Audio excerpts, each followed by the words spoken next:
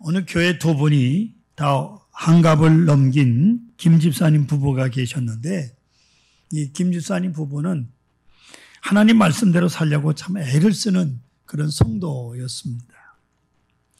근데 그 집사님 부부는요, 부부싸움도 잘하는데 화해도 잘합니다. 싸우기도 잘하고 화해도 잘하고. 그래서 많은 사람들이 그 집사님 부부에게 화해 비결을 묻곤 합니다. 어떻게 그렇게 요란하게 싸우시다가 금방 또 화해를 하십니까? 빨리 화해하고 행복하게 사는 비결이 뭡니까? 하고 물으면 그때마다 그분들이 이렇게 대답을 한다고 합니다. 비결이요? 그건 여보, 해가 지는구먼 하고 말하는 것이죠. 라고 대답을 합니다. 부부싸움을 한 후에 분이 가시지 않은 상태에서 서로 말도 안 하고 있다가 서산으로 해가 뉘엿뉘엿 지기 시작하면 두 사람 마음이 바빠진다는 거예요. 왜 그런지 아십니까? 신약성경 예배소서 4장 26절에 보면 해가 지도록 분을 품지 말라 하는 말씀 때문, 두 분은 이 말씀에 순종하기 위해서 해가 넘어가기 직전이 되면 어느 한편이 먼저 여보, 해가 지는구먼 하고 말한다고 합니다. 그러면 상대방도요, 그래요, 알았어요 하고 응답하면서 부부싸움이 종료가 된다는 겁니다. 그 후에 저녁 식사를 하면서 대화를 하다 보면 모든 문제가 해결된다고 하는 간증이 있었습니다. 한번 따라 하십시다. 여보, 해가 지는구먼. 이게 혼자 사시는 오금자 권사님 누구한테 하나, 이게? 예? 하나님 앞에. 그러세요. 예. 미국의 어느 젊은 부부가 늘 싸웁니다. 때로는 가구를 때려 부수는 요란한 부부 싸움을 해요. 주변에 사는 사람들이 모두 마음에 염려가 깊어 갑니다. 저 부부 오래 못 살겠구먼 하는 마음들이죠.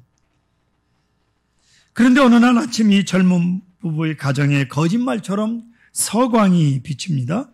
하루아침에 완전히 달라졌어요. 웃음소리가 들려옵니다. 다시는 싸우는 소리가 들리지 않습니다. 주변 이웃들과도 만날 때마다 반가운 인사를 주고받습니다. 하도 신기해서 그렇게 가정이 변화가 된 특별한 비결을 그 부부에게 물었어요. 그들은 이렇게 대답합니다. 날마다 티격태격 하다가 하도 답답하고 괴로워서 자기네들이 평소에 존경하는 나이 많으신 내과 의사를 찾아가 하소연을 했답니다. 아니, 정신과 의사를 찾아가야지 부부싸움을 하면서 내과 의사를 왜 찾아가는지. 근데 그 의사가 처방을 내리기를, 약 처방이 아니라 이것을 이행할 수 있을지 모르겠지만 행하기만 하면 반드시 도움이 된다고 하면서 일러준 처방인즉 8단어로 된 말 한마디였습니다. So I love him. Through I love him. So, 그래서 사랑하고, through, 그래도 사랑하고 였습니다. 이제 부부가 이 말을 시도 때도 없이 외웁니다. So I love him.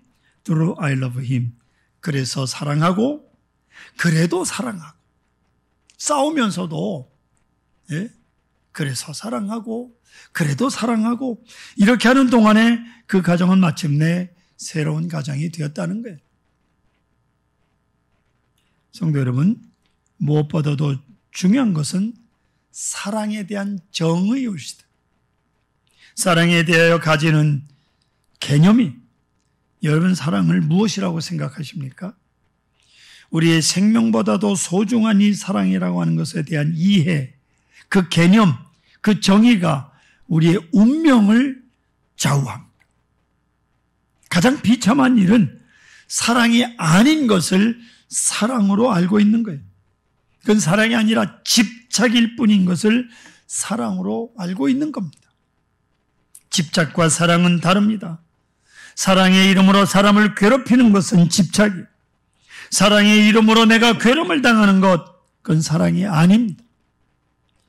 사랑은 절대로 눈물의 씨앗이 아니에요. 사랑하는 자의 마음은 기쁩니다. 사랑을 받으면 행복합니다. 그래야 사랑이지, 어떤 경우든지 사랑이라는 것 때문에 슬픔이 따르고 사랑이라는 것에 고통이 따르고 사랑이라는 것이 그 누구를 괴롭히고 있다면 그건 절대로 사랑이 아닙니다. 사랑이 변질되는 것처럼 불행한 일이 없습니다. 저는 늘 개인적으로 생각하는 것이 있습니다. 사람이 중생해야 되듯이 사랑도 중생하여야 한다 하는 거예요. 사랑의 그 뜻, 사랑의 의미 자체가 완전히 중생하기 전에는 내 생에 아무런 변화가 이루어지지 않습니다. 이것이 사랑입니다. 사랑하는 성도 여러분, 여러분은 누구를 사랑하고 계십니까? 그렇다면 그 누구를 왜 사랑한다고 생각하십니까? 전경린이라고 하는 분이 쓴 소설이 있습니다. 제목이 좀 특별한데요. 내 생에 꼭 하루뿐인 특별한 날. 이게 제목이에요.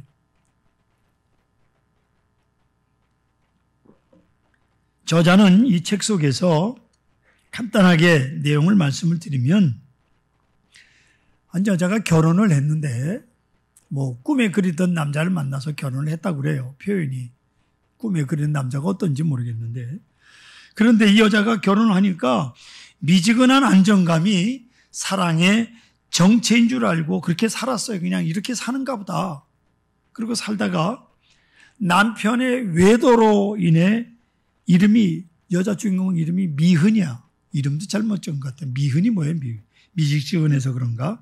미흔이라고 하는 여자 주인공의 삶의 정체성이 여지없이 깨지면서 자신의 인생은 끝났다고 생각을 한 거예요. 결혼 생활 2년 동안 같이 살던 남편을 완전히 짐승 취급을 합니다. 그러던 어느 날 이 미은이라고 하는 여자가 잠깐 외출을 했다가 한 남자를 만나게 되는데 그 남자하고 화끈한 사랑에 빠져버려요. 여자가 자신에게 깜짝 놀랍니다. 남편 속에 있는 타락성이 자신에게도 있다는 사실을 깨닫게 된 거예요. 보세요. 저와 나는 꽃같은 처지라고 하고 어쩌면 저 사람의 타락이 나 때문이라고 생각하는, 오히려 저보다 내가 더 깊은 곳에 부족함과 죄악이 있다는 것을 신하기 전에는 진정한 의미의 사랑일 수 없는 거예요.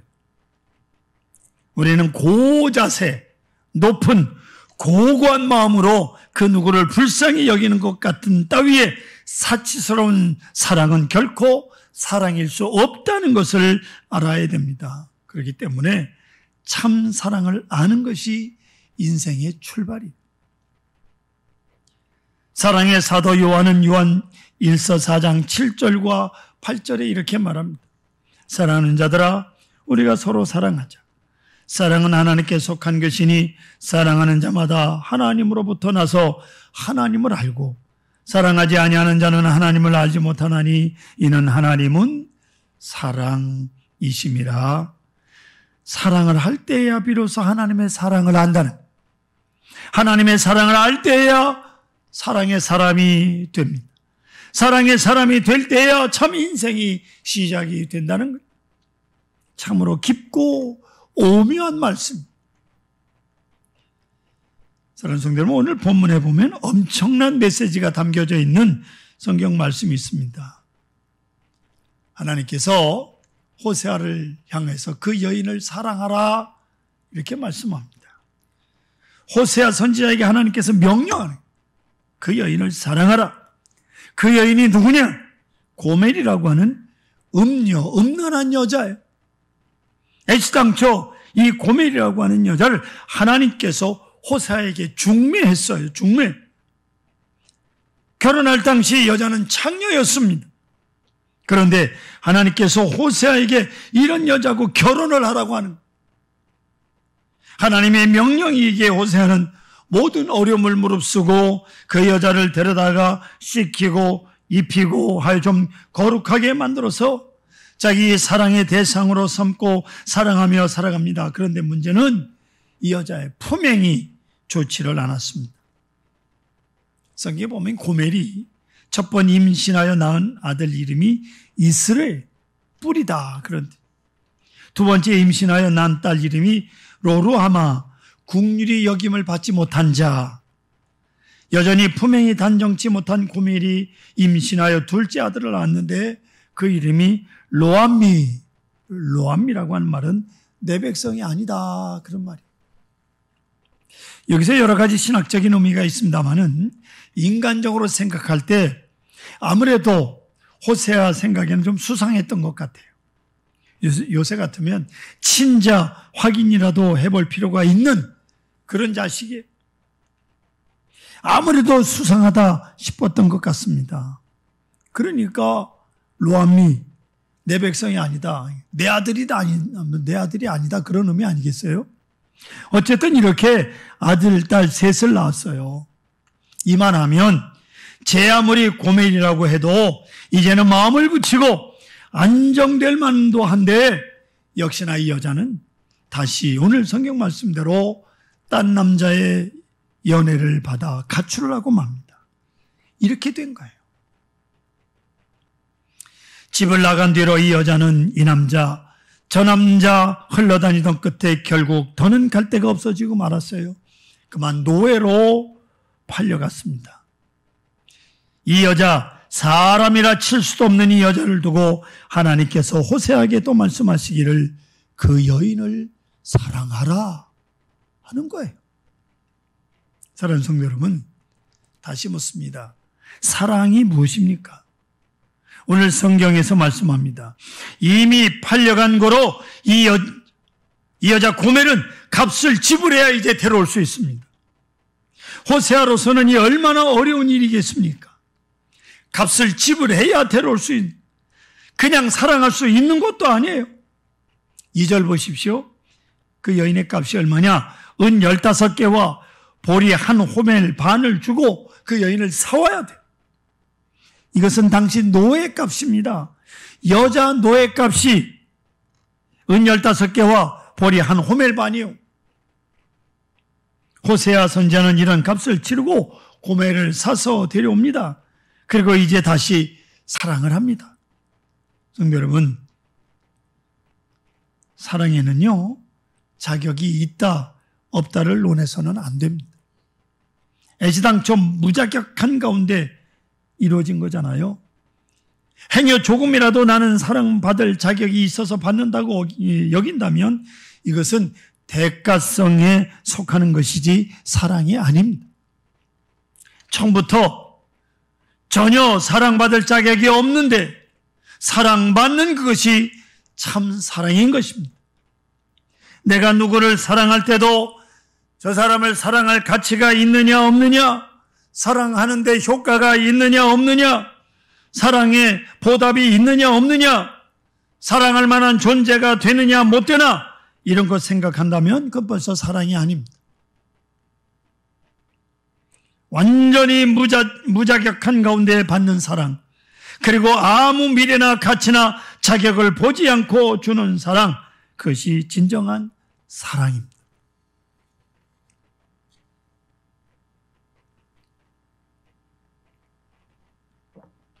어느 목사님께서 교인 가정을 신방하던 중에 어떤 가정에서 그 집 유치부 다니는 어린아이가 많은 인형을 가지고 혼자 놀고 있었습니다. 유달리 인형이 많은 것을 보고 목사님이 다정스럽게 물었어요. 얘야, 너 인형 좋아하나 보다. 그랬더니 아이가 오히려 되물어요. 목사님 인형 좋아하세요? 아, 그럼 나도 좋아하지. 그러면 여기 있는 인형 중에 목사님은 어느 인형을 제일 좋아하세요? 뭐 좋아는 한다고 그랬지만 목사님 무슨 놈의 인형을 좋아한다고 그랬겠어요? 그리고 어떤 인형인지 어떻게 알아요? 예. 선뜻 대답을 못하니까 여자아이가 말하기를 목사님 나는요 저 인형을 제일 좋아해요 하면서 그 여자아이가 가리키는 그 인형을 보니까 팔다리가 떨어져 나가고 찢기고 상한 인형이에요. 목사님 물었습니다. 얘야, 하필이면 이 많은 인형 중에 왜 저 인형을 제일 좋아하니? 그러자 아이가 저 인형은 아무도 사랑해주지 아니하니까요 라고 대답을 합니다. 그 어린 게. 목사님은 자신도 모르게 어린아이를 덥석 끌어안고 하나님께 감사를 드렸습니다. 길이 이 같은 아름다운 마음으로 살아가게 하여 주시옵소서. 사랑의 이유는 이것뿐입니다. 아무도 저를 사랑하지 않기 때문에 나는 저를 사랑합니다. 이 사랑에는 의롭다 하심이 있고요, 거룩해 하는 마음이 있는 거예요. justification이 있어요. 예, 의롭다 하심이 있어요. 그리고 신성화되는 sanctification이 있어요. 거룩해 하는 마음이 있다 그 말이에요. 이게 진정한 사랑. 거룩해 하는 그것이 사랑이요. 뿐만 아니라 오늘 성경 말씀대로 더 기가 막힌 가슴을 뜨겁게 하는 메시지가 있습니다. 호세아 선지자가 하나님의 명령대로 이 창녀를 다시 데려다 놓고 그 다음에 하시는 말씀이 3절 보세요. 그에게 이르기를 너는 많은 날 동안 나와 함께 지내고 음행하지 말며 다른 남자를 따르지 말라. 나도 네게 그리하리라 하였노라. 여러분, 사랑은 행동입니다. 사랑은 감상이 아닙니다. 사랑은 늘 함께하는 행동이 옳시다. 값을 지불하고 이 더럽혀진 여자를 다시 사다가 앉혀놓고 다시는 행음하지 마라, 다른 남자를 쫓지 말라, 나도 내게 그리하리라 말씀합니다. 성도 여러분, 이 여자를 위해서 내가 순결을 지킬 만한 가치가 있는 것입니까? 그러나 호세아는 말합니다. 나도 내게 그리하리라. 깨끗하게 너를 사랑하리라. 그런 거로 너도 남을 쫓지 말라고 말합니다. 사랑은 전체를 주는 겁니다. 나 자신을 다 주는 거예요. 돈 몇 푼 주고 돌아선다고 사랑이 아닙니다. 사랑은 함께하는 겁니다. 영원히 함께하는 것이 옳시다. 그리고 상호 책임을 나누는 거예요. 이것이 사랑입니다. 엄청난 사랑이.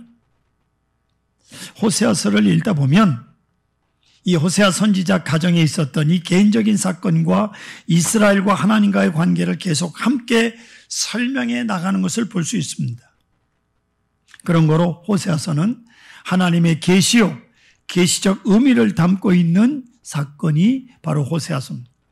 쉽게 설명을 좀 해봅니다. 애시당초 중매하시려면 하나님 좀 깨끗한 여자를 만나게 하시지. 그리고 이 어떻게 해볼 수 없는 여자, 음녀가 집을 나가잖아요. 이때 호세아가 아이고 잘됐다. 속이 시원하다. 다시 장가 가야지.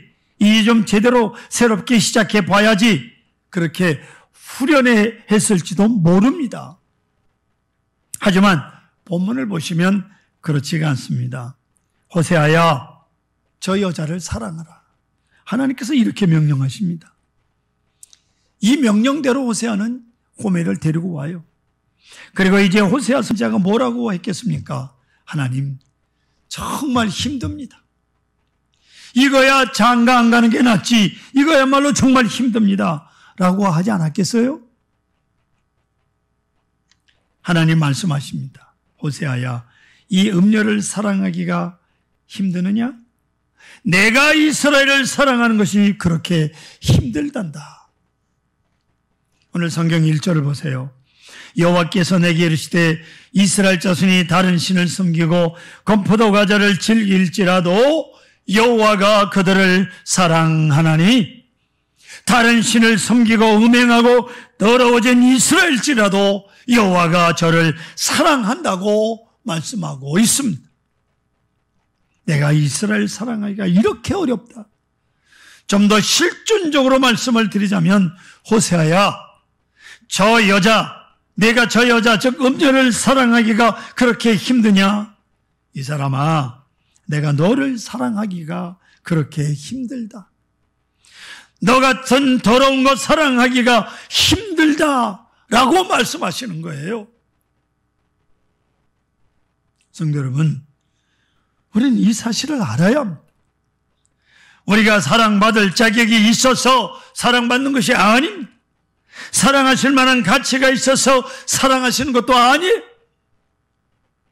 우리가 하나님의 사랑을 받을 만한 존재가 되는 것입니까?